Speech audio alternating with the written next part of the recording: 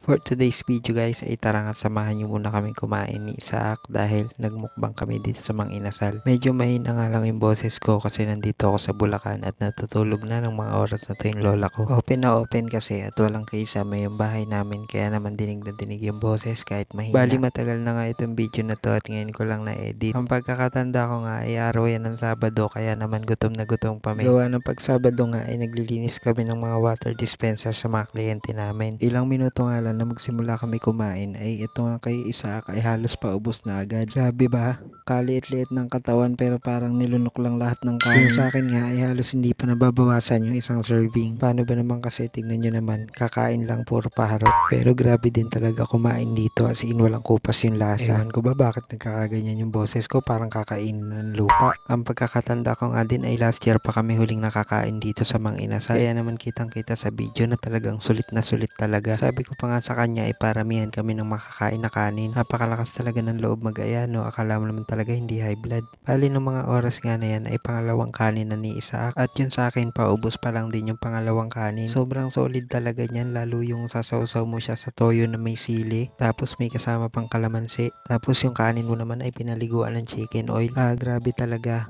Bali kahit saan talaga ay mahina talaga ako kumain ng ulam pero malakas ako sa kanin.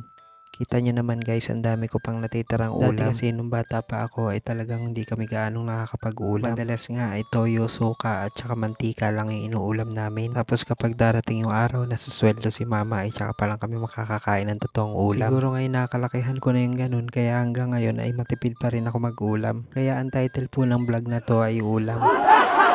Kaya maya nga ay nagpa-refill na ulit ng kanin si Isaac pero sa akin kalahati lang at sa kanya naman ay isa't kalahati nga yata. Kulang-kulang 4 rice nga yung nakain niya, grabe talaga. Pero yung sa akin ay kalahati na lang, so ang total ay 2.5 lang kasi baka mamaya hindi naman ako makalakad dahil sa sobrang kabusugan. Sa sobrang sarap nga ng kain namin ay hindi ko na nga namalayan na tapos na pala si Isaac. Tapos panay pa rin ako kalokohan. Matapos nga ang halos 15 minutos namin pagkain. Yes, tama po kayo, 15 minutos lang namin kinain lahat. Bali ayan nga hindi na mawari kay Isaac kung ano nararamdaman. Yun lang guys, thank you for watching.